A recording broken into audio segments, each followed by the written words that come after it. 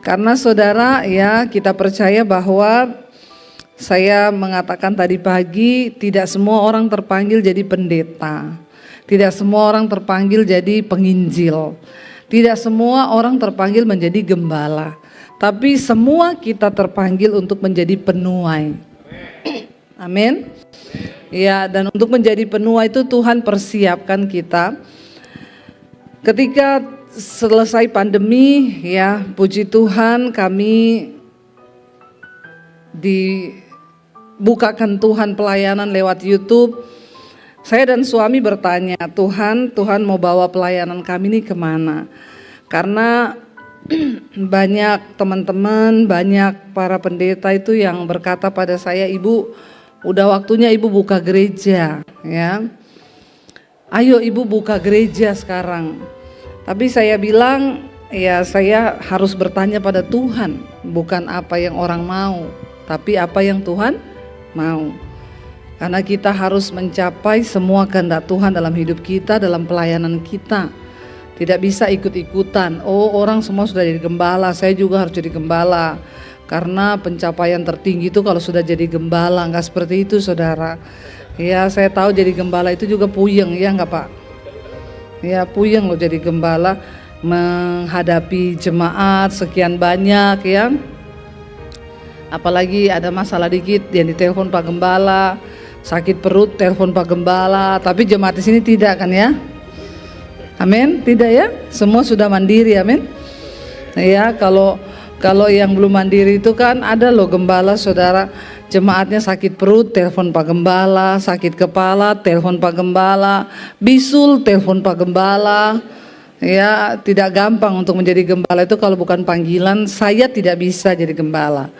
Ya, makanya kalau saudara yang ikuti pengajaran saya, ya orang, Bu doakan dong, saya bilang berdoa sendiri. Doa yang paling berkuasa itu waktu kau masuk dalam kamar, tutup pintu, lalu kau nangis sama Tuhan, itu doa yang paling berkuasa. Karena tidak ada pendeta hebat, yang ada Tuhan yang hebat dengan imanmu yang hebat. Jadi jangan ya, apalagi Bu titip doa ya, saya bilang tidak ada justip. Untuk doa tidak terima justip, berdoa sendiri. Ya jangan sedikit-dikit datang sama Pak Gembala, Pak doain dong suami saya, Pak doain dong. Ini Pak Hendra gak ngomong apa-apa loh sama saya. Jangan nanti jemaat pikir tuh Pak Hendra sudah curhat tuh sama Bu Dewi. Kagak ya, dalam nama Tuhan Yesus. Ini saya yang tiba-tiba ngomong begini aja nih. Ya jangan apa-apa, Pak doain dong anak saya, Pak doain dong ini saya. Ya Tuhan itu, saya selalu bilang kepada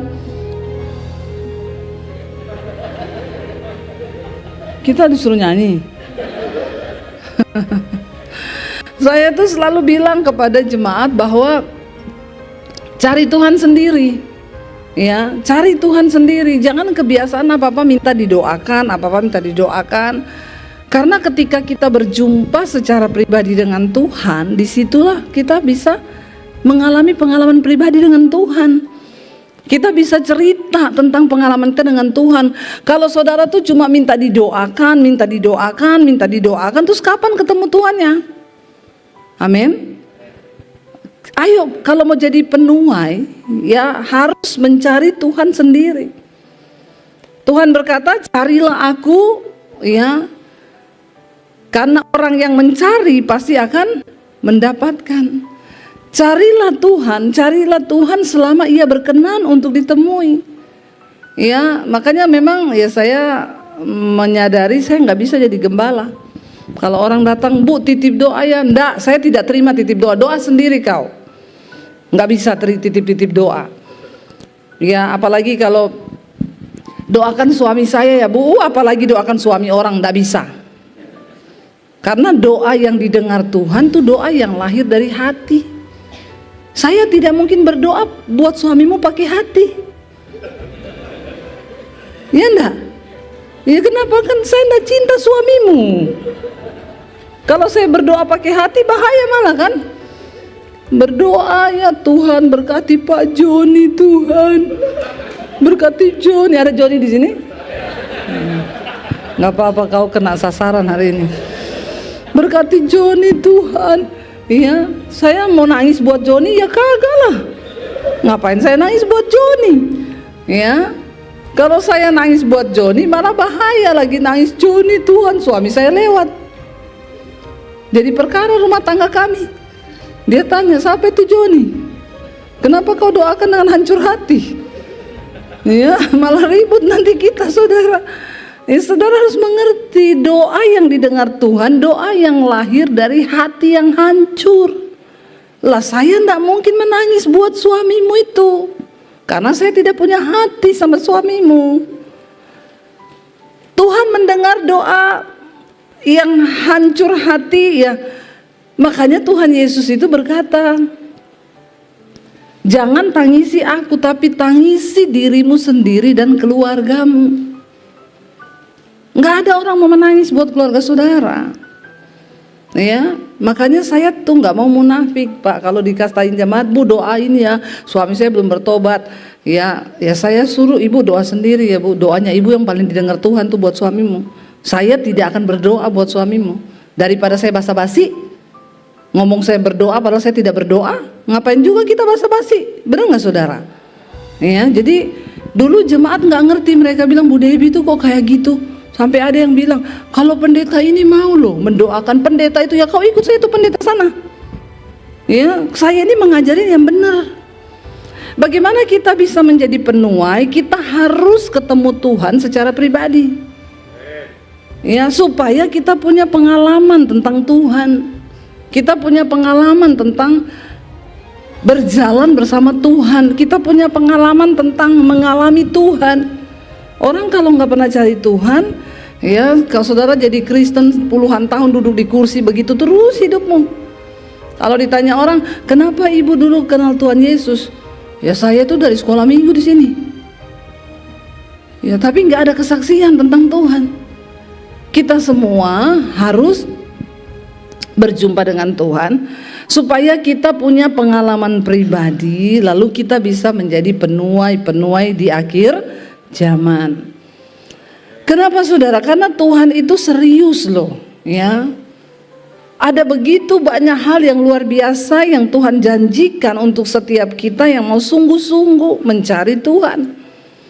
Kita harus masuk dalam ketaatan yang lebih kepada Tuhan supaya kita ini bisa melihat janji Tuhan itu tergenapi di hidup kita.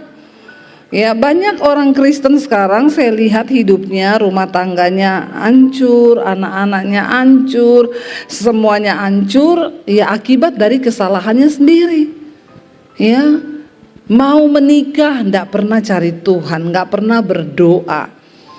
Ya, menikah main nikah aja, pokoknya asal sudah ketemu, ya sudah ketemu. Ya, makanya saya tuh kadang serba salah juga nih ya. Katanya Alkitab yang disatukan Tuhan tidak dapat diceraikan manusia.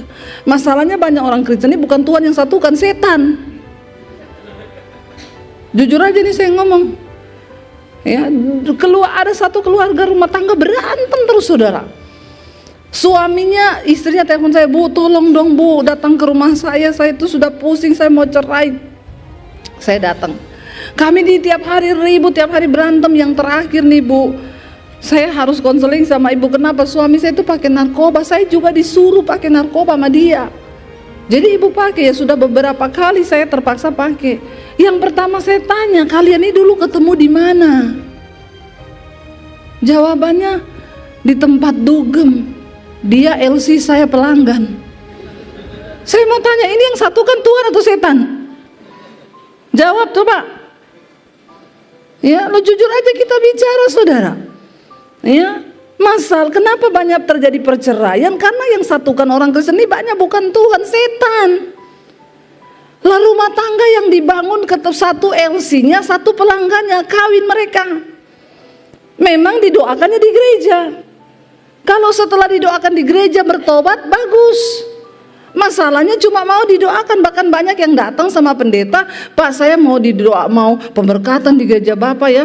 Kamu gereja di mana? Nggak ada gereja, cuma sekarang mau pemberkatan aja. Terus suami sudah hamil. Ini yang satukan Tuhan? Siapa yang satukan kalau begini? Setan. Ya, ada lagi orang banyak datang, Bu, saya mau menikah, Ibu bisa pemberkatan nikah nggak buat saya? Kamu gereja di mana? Ada sih gereja saya, Bu, tapi saya nggak mau sama gereja saya sama Ibu aja. Kenapa? Lah di gereja saya itu harus konseling pranikah dulu 6 bulan, Bu. Oh, jadi kamu mau sama saya? Iya. Ibu ada konseling pranikah? Nggak ada. Berapa lama? 2 tahun. Ya Allah, lama banget, Bu. Saya mending saya konseling kamu sebelum menikah 2 tahun daripada setelah kamu nikah terus kamu konseling sama saya 10 tahun. Saya ini nggak kurang kerjaan ngurusi kamu. Amin apa amin? Coba tolong orang Kristen tuh dibuka paradigmanya, nih otaknya ini dibuka supaya kita ini jadi orang yang katanya anak Tuhan, orang Kristen, ya, tapi hidupnya itu juga berdampak dan menjadi berkat. Supaya orang lain yang melihat hidup kita ini mendapat berkat dan mereka itu tertarik untuk datang sama Yesus. Ya, yang ada itu sekarang orang, ya saya sih, ya ajarannya Yesus senang ya, tapi lihat orang Kristen yang nggak senang saya, Bu. Banyak tuh saya temui, saudara. Ya, kenapa? Karena kita ini nggak mau taat sama firman Tuhan. Cari jodoh dengan cara sendiri. Sudah nikah, rumah tangganya berantakan, datang. Bu, kalau memang Tuhan itu ada, katanya rencana Tuhan itu rencana yang terbaik. Kenapa saya mengalami begini? Saya bilang, Pret, kau itu bikin jalan sendiri. Kau menempuh kehendakmu sendiri. Setelah Tuhan, ya, setelah kau mengalami yang hal tidak enak, terus kau bilang Tuhan lagi. Ya, kau dulu berdoa cari jodoh, kau berdoa enggak? Kau puasa enggak? Kau tanya Tuhan enggak? Ya udah gitu, ya ada saudara ibu-ibu. Bu, saya ini mau cerai, Bu, suami saya gini-gini. Enggak boleh cerai, Bu. Ya, karena firman Tuhan berkata ibu harus berdoa buat suami ibu.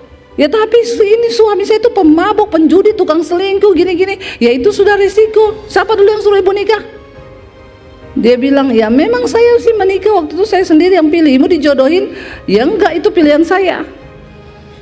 Ya tetap doakan.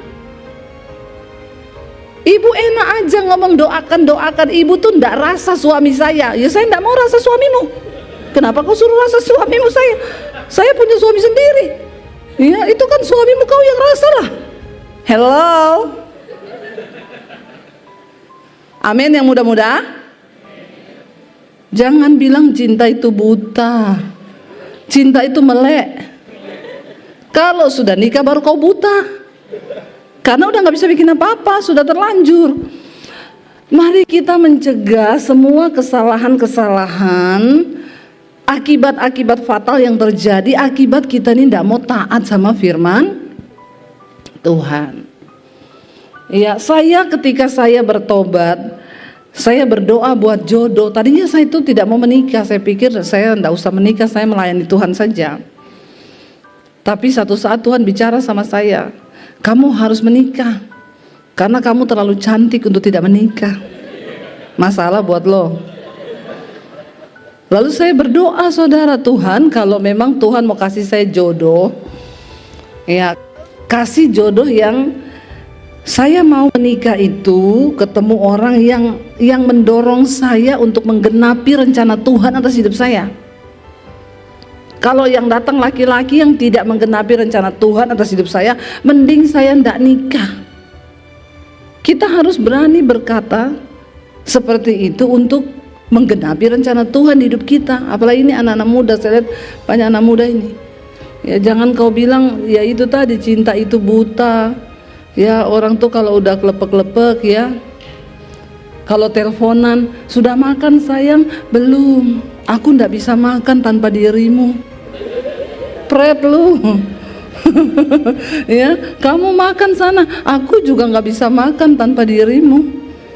Ya udah terus, ya udah kita nggak usah makan. Maka matilah kau karena cinta itu. Ya ada lagi anak muda, saya itu sudah mencintaimu loh, tapi aku ndak kerja loh, kata cowoknya. Ceweknya jawab, ndak apa-apa, aku juga ndak bisa masak kok. Yang penting kita punya cinta.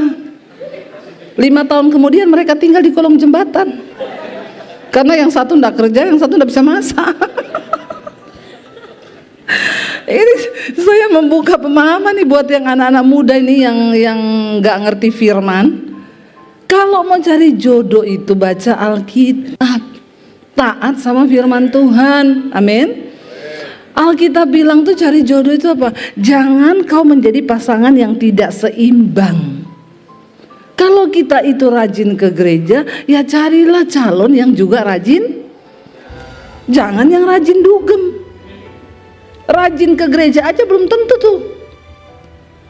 Kalau kau suka doa, ya cari pasanganmu yang suka doa.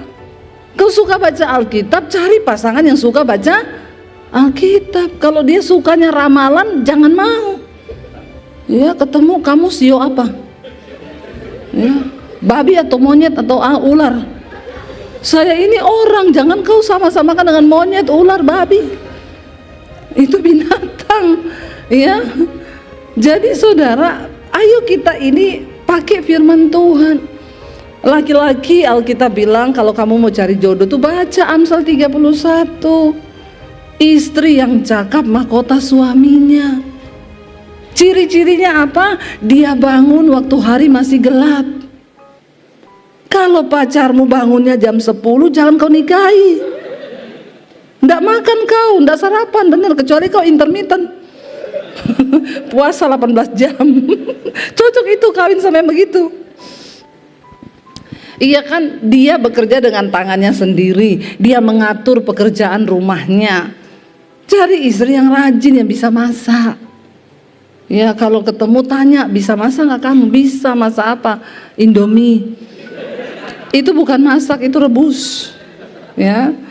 Tolong saudara, Alkitab itu sudah memberikan arahan bagaimana kita mengatur kehidupan kita ini supaya tidak salah. Lah boro-boro Pak mau jadi penuai Pak Gembala. Lawang hidupnya kita ini sendiri saja belum becus, bagaimana kita bisa membawa orang datang sama Tuhan? Kita aja utang tidak bayar. Ditagih dia bilang, Yesus sudah bayar utangku. Utang dosa dibayar Tuhan Yesus, utang duit bayar sendiri. Ya, jadi ini orang Kristen ini memang banyak yang aneh-aneh saudara. Agak lain. Ya, agak lain memang orang Kristen ini. Ayo kita kembali pada firman Tuhan. Waktu kita menjadi pelaku firman, taat pada kebenaran, barulah di situ kita bisa menjadi penuai. Karena orang melihat hidup kita. Tadi pagi saya cerita, ada satu jemaat mesbah doa. Ini bukan orang Kristen, sama suaminya. Suaminya itu benci banget sama orang Kristen. Jadi setiap kali istrinya itu ada teman orang Kristen, kamu jangan deket-deket sama orang Kristen. Orang Kristen itu utang gak bayar. Terus sukanya gratisan. Nah, ini orang Kristen memang suka gratisan. Ya, ke gereja aja pura-pura lupa ndak bawa kolektor. Tuhan yang tahu loh. Lalu saudara, dia bilang, jadi suami saya itu benci banget sama orang Kristen Bu. Sampai satu kali pas pandemi, dia itu dapat khotbah saya di YouTube. Lalu istrinya ini mulai ngikuti. Istrinya mulai nonton YouTube khotbah-khotbah saya. Tadinya mereka berdua ini ribut terus. Karena istrinya ini kalau suaminya ngomong satu kata, dia 10 kata. Karena survei membuktikan wanita itu sehari bisa mengeluarkan 30.000 kata dari mulutnya. Jadi bapak-bapak maklum saja. Ya, kalau istrimu biasa mengeluarkan 30.000 kata ya sudah. Lalu saudara ribut terus sama suaminya. Tiba-tiba ketika ibu ini mulai ikuti khotbah saya, dia mulai mempraktekkan firman Tuhan, dia berubah. Ya, berubah. Jadi suaminya bilang, waktu dia bilang, Pak aku mau ke gereja ya, mau ikut ibadah mesbah doa onsite itu Bu Debbie Basir. Oh yang sering kamu dengar di YouTube itu ya, iya boleh pergi. Waktu saya buka perjalanan ke Israel, Pak saya mau ikut ke Israel sama Bu Debbie. Nggak apa-apa, pergi asal sama Bu Debbie kan. Dia juga jadi bingung.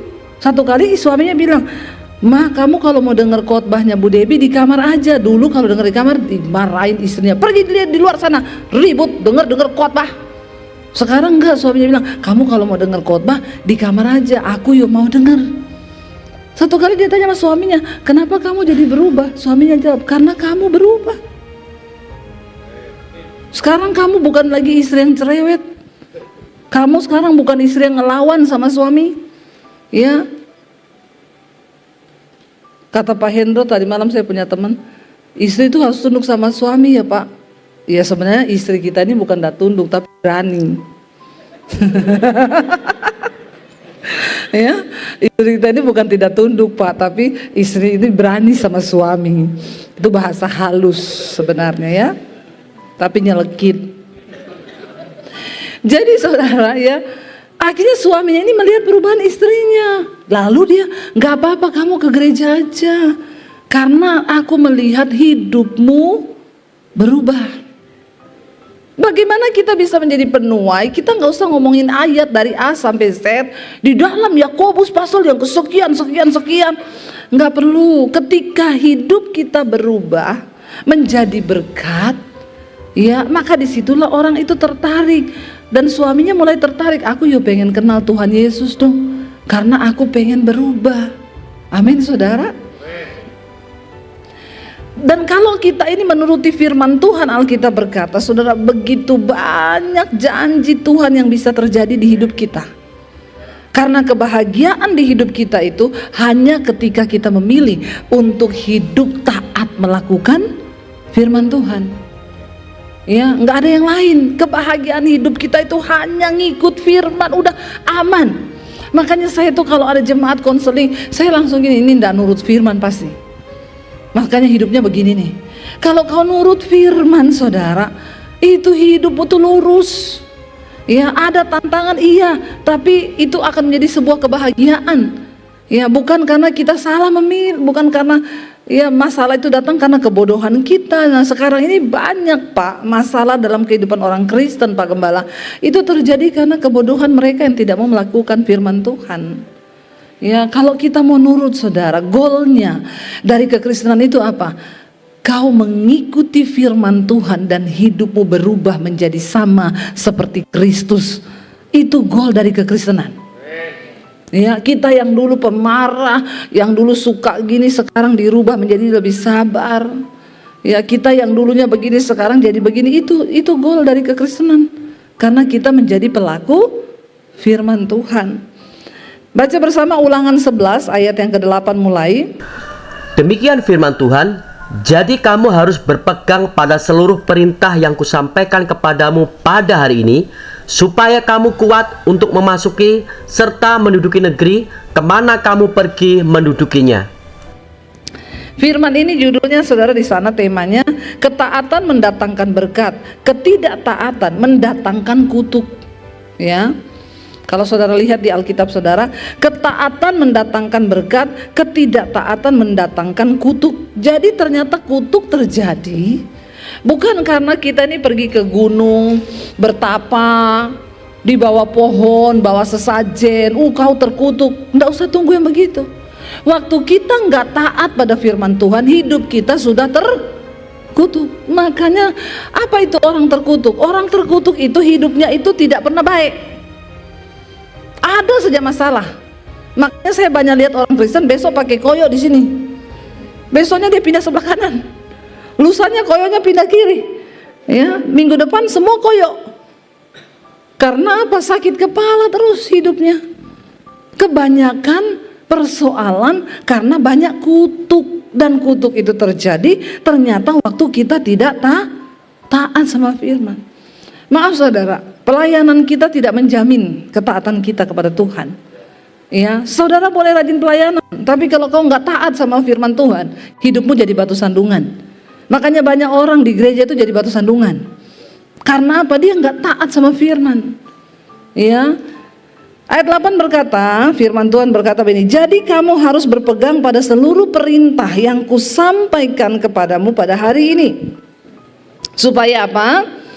Kamu kuat untuk memasuki serta menduduki negeri kemana kamu pergi mendudukinya. Kita semua hari ini sedang berjalan kepada satu tujuan, yaitu menggenapi kehendak Tuhan. Hari ini kita semua sedang berjalan pada satu tujuan, yaitu menggenapi rencana Tuhan. Amin.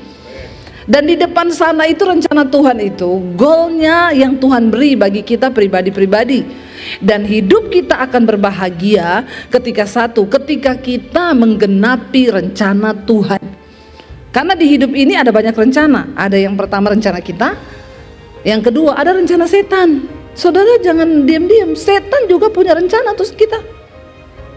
Tapi yang terbaik adalah rencana Tuhan. Jadi kita harus bisa membedakan rencana kita, rencana Tuhan, rencana setan. Kalau rencana setan sudah pasti yang jahat. Yang bahaya ini rencana kita. Kadang terlihat baik, tapi sebenarnya itu bukan rencana Tuhan. Makanya Yesus bisa mengajarkan kita doa, datanglah kerajaanmu, jadilah kehendakmu di bumi seperti di surga, dalam hidupku seperti di surga. Ya, kita harus mempersiapkan diri untuk bisa mencapai semua rencana Tuhan atas hidup kita. Maka kita harus berpegang pada firman Tuhan yang di kita ayat yang dengar, ke-9, saudara. dan supaya lanjut umurmu di tanah yang dijanjikan Tuhan dengan sumpah kepada nenek moyangmu, untuk memberikannya kepada mereka dan kepada keturunan mereka suatu negeri yang berlimpah-limpah susu dan madunya. Supaya lanjut umurmu, supaya kau bisa masuk kepada rencana Tuhan. Karena banyak orang Kristen belum menggenapi rencana Tuhan, sudah mati di tengah jalan. Betapa sia-sianya saudara kalau kita mati tapi kita belum menggenapi rencana Tuhan atas hidup kita. Bangsa Israel ketika mereka berjalan menuju tanah perjanjian, semua angkatan pertama yang keluar dari Mesir dibunuh mati di padang gurun. Ya, mereka mati dipatok ular. Kenapa? Karena ketidaktaatan. Tidak diizinkan Tuhan masuk ke tanah perjanjian. Jangan sampai kita di usia, di umur kita di dunia ini yang hanya pendek ini 70 tahun kata Alkitab, kita tidak sampai menggenapi tujuan Tuhan dan rencana Tuhan atas hidup kita karena ketidaktaatan. Karena ketidaktaatan saudara. Ada istri satu kali konseling sama saya, Bu, suami saya itu loh Bu, selingkuh terus. Sampai pernah saya lagi hamil, Bu, saya ini menikah tidak bahagia sama dia. Saya ini lagi hamil anak yang ketiga, Bu. Padahal tidak bahagia loh, anaknya 3. Kalau bahagia itu 12. Untung tidak bahagia. Tidak bahagia aja anaknya 3 loh saudara katanya ya. Kenapa ibu tidak bahagia? Suamiku itu tukang selingkuh, tukang begini, udah gitu mintain duit saya. Satu kali ibu saya lagi hamil, anak ketiga dia bilang, mana uang? Saya mau pergi sama selingkuhan saya. Uang istrinya diambil, istrinya nangis sambil bilang, kamu itu ya, kamu nggak takut ya sama Tuhan? Nggak ada di dunia ini yang saya takuti termasuk Tuhan. Pergilah dia saudara, nggak berapa lama istrinya dapat kabar suaminya meninggal kecelakaan. Bayangkan saudara, kalau matinya begini, sudah tidak menggenapi rencana Tuhan, yang dia genapi rencana setan terus mati. Lah itu kemana saudara hidupnya? Kristen. Nanti mati sama keluarganya ditulis sampai ketemu di Yerusalem baru. Terus di salibnya, di batu nisannya ditulis apa?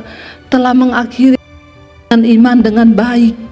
Malaikat geleng kepala lihat kita. Pertandingan iman yang mana yang kau genapi nak? Nah, jangan sok ngaku-ngaku jadi orang Kristen. Orang Kristen itu memang terlalu pede. Ya, pertandingan iman yang mana? Ada orang mati kecelakaan tabrakan saudara karena mabuk. Mati dikubur ditulis ya. Karena kematian orang benar itu berharga di mata Tuhan. Malaikat geleng-geleng kepala saudara. Matinya tabrakan karena mabuk. Katanya Tuhan berkenan pada kematian orang benar. Tolong ya, kita ini gak pernah tahu hidup kita sampai kapan. Tapi mari bagian kita selama kita hidup, taati firman Tuhan. Cuma itu kebahagiaan kita. Dan itu yang akan menjamin bahagia kita di dunia sampai di kekekalan sana. Tidak ada penyesalan. Kalau saya tanya hari ini, kira-kira kalau saudara dipanggil Tuhan sekarang, ada nggak yang akan saudara sesali dari hidupmu yang belum kau lakukan? Kan kita nggak pernah tahu tuh hidup ini tuh. Kematian itu kan bisa datang besok, nanti malam, lusa, bisa kan? Bisa jadi yang sebelah kiri saudara minggu depan udah nggak ada. Coba lihat sebelah kirinya. Yang sebelah kanan bisa besok loh.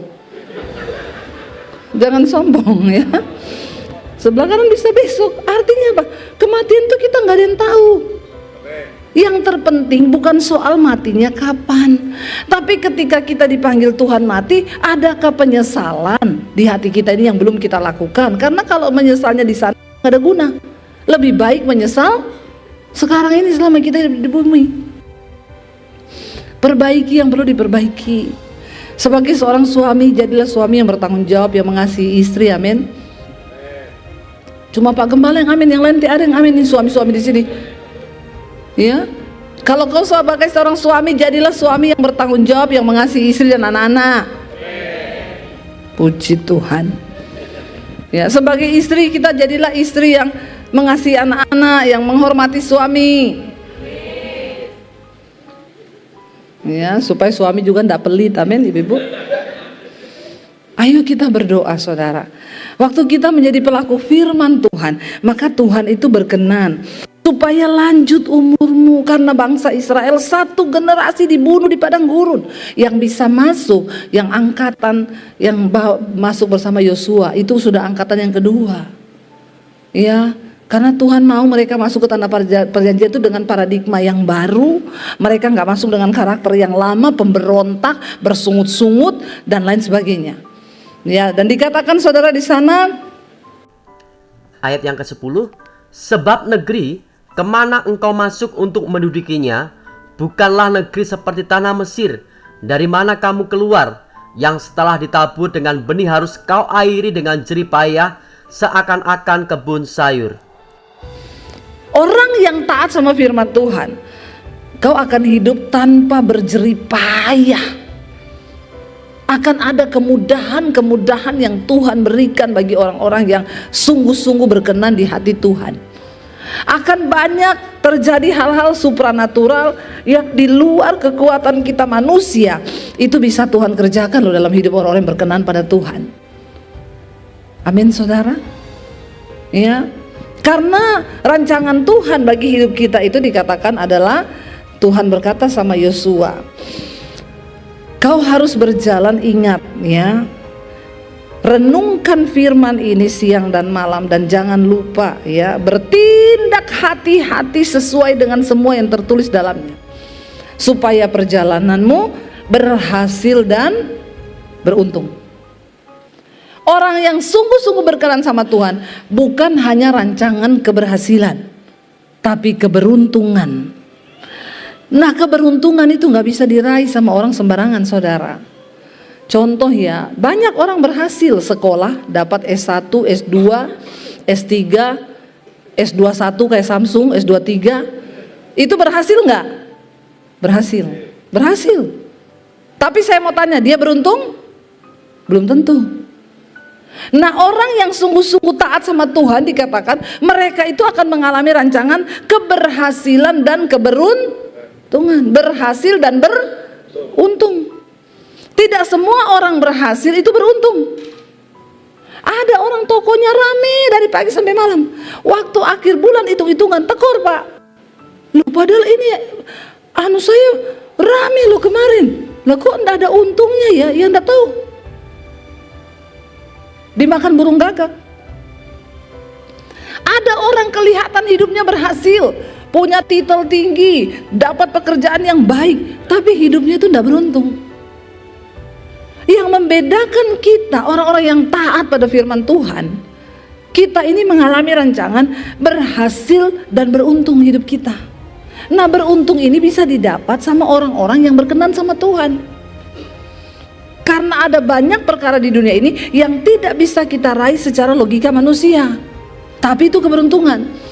Saya itu, saudara, ditanya sama beberapa teman, mereka itu gereja besar, punya perlengkapan YouTube yang luar biasa, miliaran alat mereka.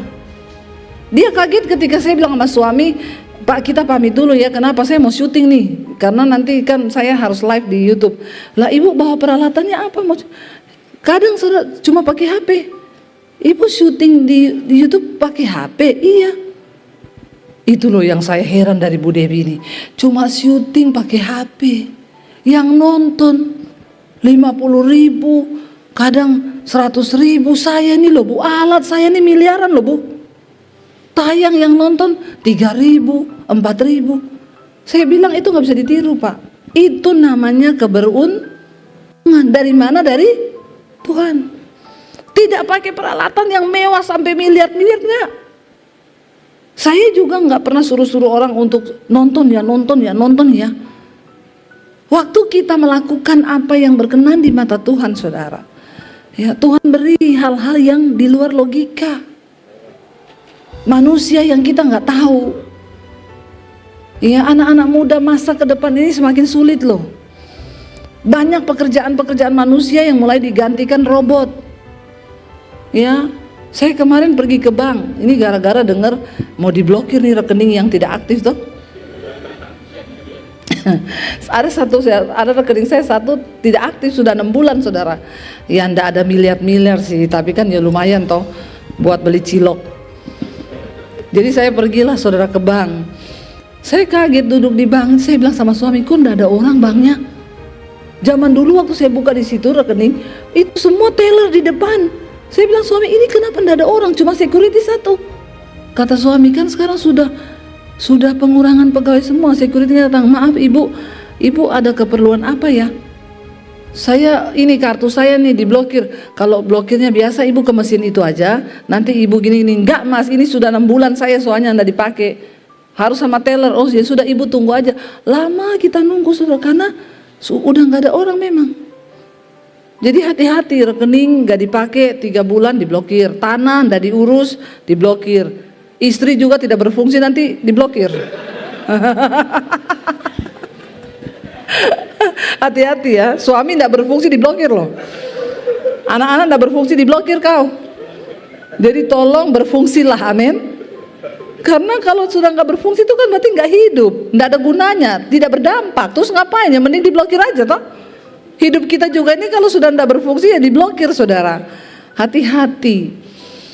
Jadi saya lihat di bank sudah nggak ada orang. Kata suami saya, sekarang sudah pakai komputer semua, memang sudah diganti semua. Zaman AI. Bahkan di Tiongkok buka rumah sakit AI. Ya, lebih cepat penanganannya. Kalau nunggu antri dokter sekarang kan tergantung pembayarannya juga. Kalau pakai BPJS lama. Ya toh? Ditanya dulu, saudara ini bayar sendiri asuransi atau BPJS? BPJS, duduk sana paling belakang. Ya toh? Dipanggil saudara, Pak Daniel. Belum nyaut. Pak Daniel 3 kali, Pak Daniel 4 kali, Pak Daniel baru datang ke-5. Iya. Oh silakan Bapak, sudah ditunggu dokter. Pakai asuransi pribadi. Kalau BPJS, Pak Daniel lewat, Pak Bambang. Loh saya ada, pakai BPJS kan di belakang. Jadi ya memang hidup ini begini. Ya kita aja kalau ke rumah sakit mau operasi ditanya, ibu mau operasinya normal atau pakai AI? Ya kalau pakai AI tanpa luka, ibu langsung bisa beraktivitas, bisa langsung pulang. Kalau normal itu biasa yang pakai BPJS. Tunggu waktunya dokter kapan bisanya. Terus nanti dibelah bu dari sini sampai sini. Loh benar saudara. Ini perlahan saja dokter-dokter mulai tergantikan loh. Saya kemarin baca ada robot AI yang bisa mendeteksi cancer cuma dalam waktu berapa menit. Nah saudara, ke depan ini banyak orang kehilangan pekerjaan. Tetapi Tuhan berjanji bagi orang-orang yang menghormati Tuhan, yang taat sama firman Tuhan, tidak usah takut. Amin. Karena ada janji firman Tuhan bagi setiap kita yang mau taat, yang mau nurut sama firman Tuhan. Ya, Tuhan bilang, ini tanah bukan seperti di Mesir yang kamu tabur benih lalu kamu harus dengan jerih payah mengairinya. Ayat yang ke-11, tetapi negeri kemana kamu pergi untuk mendudukinya, ialah negeri yang bergunung-gunung dan berlembah-lembah, yang mendapat air sebanyak hujan yang turun dari langit. Di Timur Tengah yang namanya air itu harta. Air itu harta yang mahal. Makanya kita ini di Indonesia bersyukur saudara banyak air. Iya, air pam tidak jalan, pergi ke sungai, air banyak. Nggak ada sungai, pergi ke laut, mandi laut. Kalau di sana tidak begitu. Saya tuh ke Jordan, ya tour guide kita di Jordan bilang, "Bu, saya ini mandi itu bisa seminggu sekali." Hah? Kenapa? Karena tidak ada air di rumah saya, susah air di sini. Ya, saudara bayangkan mandi seminggu sekali, baunya onta saudara. Mandi seminggu sekali. Makanya kita bersyukur di Indonesia ini airnya banyak. Nah, Tuhan bilang sama mereka, negeri yang akan kamu pergi ini itu bukan negeri yang tidak ada air. Di sana itu airnya itu air yang selalu ada, sebanyak air hujan yang turun dari langit. Artinya nggak usah bersusah payah. Ayat 12. Ayat 12, suatu negeri yang dipelihara oleh Tuhan Allahmu, mata Tuhan Allahmu tetap mengawasinya dari awal sampai akhir tahun. Ada terus berkatnya. Kita nggak pernah ditinggalkan Tuhan. Walaupun kelihatan sulit, tapi selalu ada pemeliharaan Tuhan bagi orang-orang yang taat dan setia. Tapi kalau kau tidak taat saudara, kau berusaha dengan jerih payahmu. Makanya banyak orang Kristen, saya dengar, saya ini Bu berusaha, siang jadi malam, malam jadi siang, kepala jadi kaki, kaki jadi kepala, setengah mati saudara. Coba saudara coba jalan pakai kepala. Itu keadaan orang yang terkutuk. Tapi bagi orang yang hidup dalam perkenanan Tuhan, yang mengejar firman Tuhan, tidak seperti itu. Kita dibawa ke negeri yang dipelihara oleh Tuhan, dan mata Tuhan mengawasi hidup kita loh. Amin. Kalau mata Tuhan mengawasi, coba saudara butuh apa, belum kau doa Tuhan sudah tahu. Tapi sayang banyak orang tidak mengalami ini karena kau tidak mau taat sama firman Tuhan. Suruh hidup kudus malah lakukan yang najis, suruh bertobat malah merokok, mabok, judi, suruh mengampuni malah kepahitan, berantem suami istri ribut, kepahitan sama anak, kepahitan sama menantu. Stop saudara. Kalau kita mau mengalami rancangan kebaikan Tuhan, ayo kita taat sama Tuhan. Kalau itu akan terjadi kalau apa? Firman Tuhan berkata ayat 13. Ayat 13, jika kamu dengan sungguh-sungguh mendengarkan perintah yang kusampaikan kepadamu pada hari ini, sehingga kamu mengasihi Tuhan Allahmu dan beribadah kepadanya dengan segenap hatimu dan dengan segenap jiwamu, maka ia akan memberikan hujan untuk tanahmu pada masanya, hujan awal dan hujan akhir, sehingga engkau dapat mengumpulkan gandummu, anggurmu, dan minyakmu. Dan dia akan memberi rumput di padangmu untuk hewanmu, sehingga engkau dapat makan dan menjadi kenyang. Sampai hewan kita aja dipelihara Tuhan. Karena di sana saudara, ada hewan kalau nggak ada rumput mati. Tapi Tuhan janji, maka dia akan memberi rumput di padangmu untuk hewanmu, sehingga engkau dapat makan dan menjadi kenyang. Tahun ke depan akan semakin sulit, masa-masa yang sukar akan datang. Cuma satu kekuatan kita, ayo hidup dalam ketaatan pada Tuhan, amin. Apa yang Alkitab suruh lakukan. Jangan memberontak. Kalau disuruh mengampuni, mengampuni. Kalau disuruh memberkati, memberkati. Kalau disuruh hidup kudus, hidup kudus. Kejar kekudusan. Ya, tinggalkan semua dosa. Jaga hidup dalam kekudusan Tuhan, jaga hati, jaga pikiran kita, dan kita berusaha untuk mengasihi Tuhan dengan segenap hati, dengan segenap jiwa kita, dengan segenap akal budi dan kekuatan kita. Maka kalau kita melakukan itu saudara, saya pasti yakin, percaya. Saya bicara di sini bukan karena saya tidak mengalami, justru karena sudah saya alami semua janji Tuhan itu. Makanya saya bisa bicara kepada saudara hari ini. Tidak ada kebahagiaan lain selain kita hidup dalam ketaatan pada firman Tuhan. Mengenal kehendak Tuhan di dalam Roma pasal yang ke-12 ayat kedua, janganlah kamu menjadi serupa dengan dunia ini, tetapi berubahlah oleh pembaruan budimu, sehingga kamu dapat membedakan mana kehendak Allah, apa yang baik, yang berkenan kepada Allah, dan yang sempurna. Saudaraku yang dikasihi Tuhan, dalam perjalanan hidup ini, kita sering dihadapkan pada banyak pilihan. Pekerjaan mana yang harus diambil, langkah pelayanan mana yang harus dijalani, pasangan hidup siapa yang akan mendampingi kita. Semua itu adalah pertanyaan besar yang membutuhkan jawaban yang benar. Tetapi jawaban yang benar hanya akan kita temukan jika kita mengenal kehendak Tuhan. Masalahnya, banyak orang lebih memilih mengikuti kehendaknya sendiri atau arus dunia, sehingga mereka berjalan di jalannya sendiri dan akhirnya tersandung. Kehendak Tuhan bukan sekedar rencana umum, tetapi jalan spesifik yang Ia siapkan untuk hidup kita. Kehendak Tuhan tidak bertentangan dengan firman-Nya. Firman Tuhan adalah peta dan kompas hidup kita. Kalau kita ingin tahu kehendak Tuhan, langkah pertama adalah mendalami Alkitab. Tuhan tidak akan memberi arahan yang bertentangan dengan firman-Nya. Seperti yang tertulis dalam Mazmur pasal 119 ayat ke-105, firman-Mu adalah pelita bagi kakiku dan terang bagi jalanku. Kehendak Tuhan dikenal lewat hubungan pribadi dengannya. Mengenal Tuhan bukan hanya soal tahu tentang Dia, tapi hidup dekat dengan Dia. Saat kita punya hubungan pribadi, kita lebih peka pada suara Roh Kudus. Sama seperti seorang anak mengenali suara ayahnya di tengah keramaian, begitu pula kita akan mengenali suara Tuhan ketika hati kita dekat kepadanya. Yohanes pasal 10 ayat 27 mengatakan, domba-dombaku mendengarkan suaraku, dan aku mengenal mereka, dan mereka mengikuti aku. Kehendak Tuhan membawa damai sejahtera.